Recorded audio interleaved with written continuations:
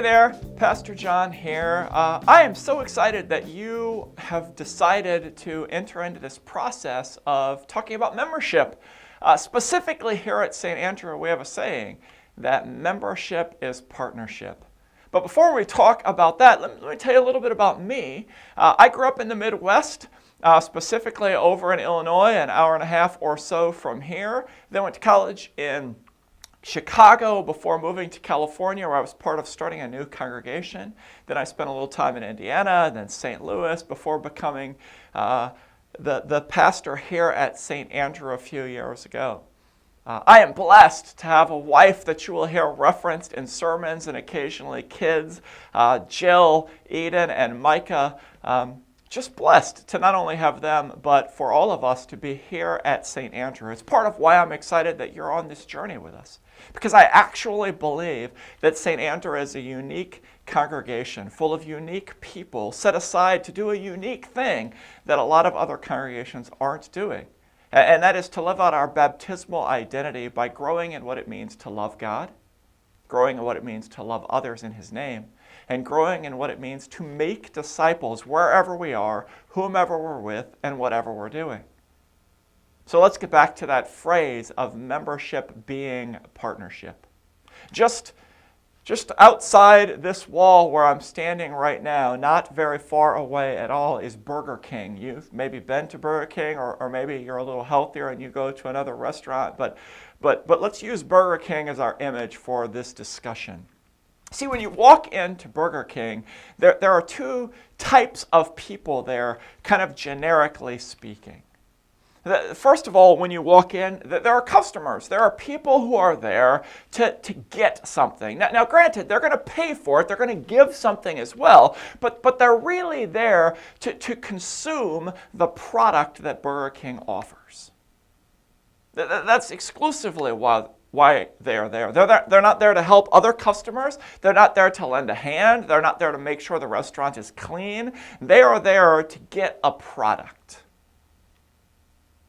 If you look a little closer, however, you'll see that there's another group of people. There's a group of employees. Now, make no mistake, employees also get something, but the getting and the receiving, the line between those two gets a little blurrier. Because in order to get that paycheck or whatever reason that they are there externally, they also have to give. They have to be concerned with the food and the cleanliness and customer service and all of those things. In other words, they are partners in the work of Burger King. Now, of course, the analogy breaks down pretty quickly because we can talk about bad employees, we can talk about self-centered employees, we can talk about employees who don't care about Burger King and its cleanliness and its customer service. But I want to keep us on the concept, if we can, that there are fundamentally two types of people. There are customers who are there to get, and there are employees who are there to get and give in a kind of a cyclical fashion. When we talk about membership at St. Andrew, when we use the phrase that membership is partnership, what we're really talking about is the fundamental leap over the counter, so to speak. It is seeing yourself differently. It is changing the way that you perceive reality at church.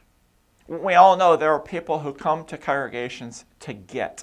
We hear it all the time. We hear people say, Pastor, I'm changing churches because that church didn't feed me, or that church didn't care for me, or that church didn't give me what I need. But that reveals an interesting consumer mindset that was never intended in the way that we think about church. Church was never supposed to be a consumer enterprise where we picked the one that had the best burger. No, church was supposed to be about partnership in the gospel. The Apostle Paul uses this language consistently in his letters. Church is supposed to be about making a commitment to a group of people, a family. And no matter what, being in that family together, sharing in the work of that family together, committing to them in the good times when everything is great and we're being fed, but also in the bad times when maybe we're struggling a little bit. Maybe we're anxious. Membership as partnership means that we see things differently. We begin to own our own participation in the life of Christ's church. We begin to own our own wants, our own thoughts, our own dreams, our own goals. We submit to the authority of the church and its pastor. We allow them, the members and the pastor, to speak into our life even when it's uncomfortable, because we want to grow, because we want to be challenged to follow Jesus and to wholeheartedly trust him above all else. Or as Martin Luther says in the explanation to the first commandment, we should fear, love, and trust in God above all things. We want to be stretched and equipped and challenged to grow in that above all things. Membership as partnership means that we don't get to push things onto others any longer, but that we make a commitment to be in this for the long haul. So let me see if I can talk about this a little differently. I talk with people sometimes about the difference between good ideas and great ideas. Do you know the difference between a good idea and a great idea?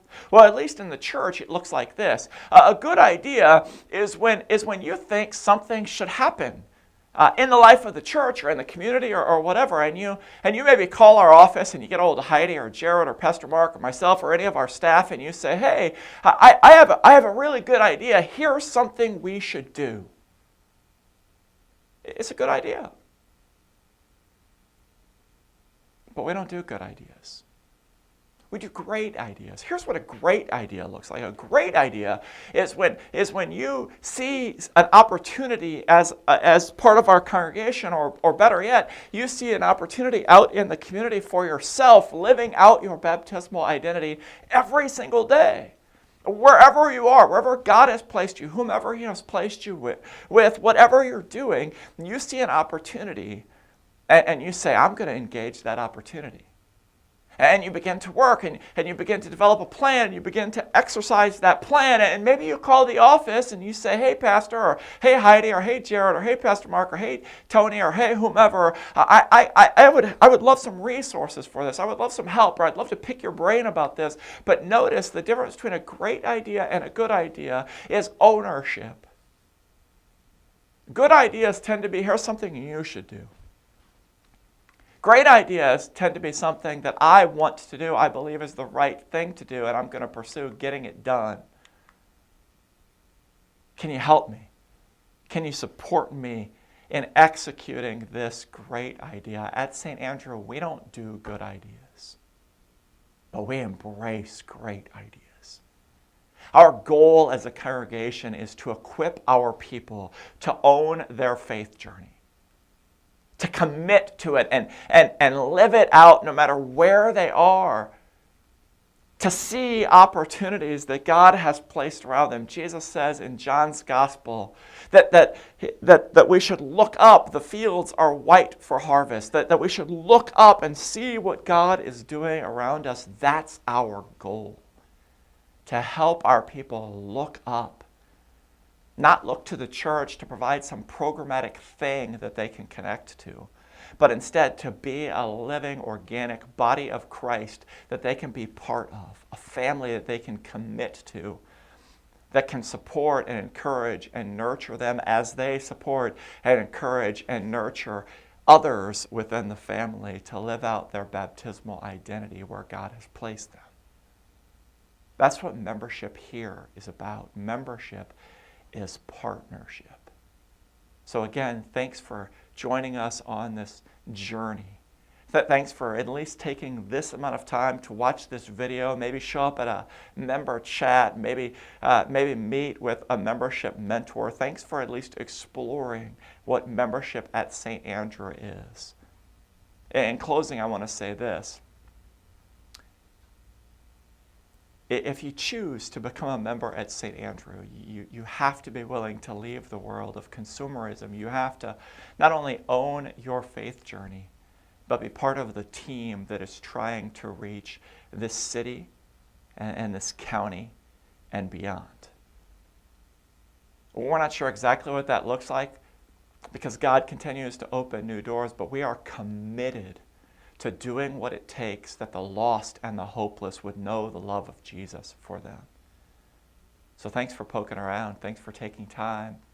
Thanks for entering this crazy journey with us.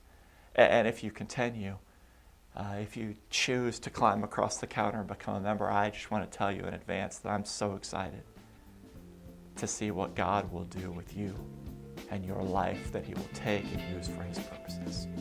God bless you.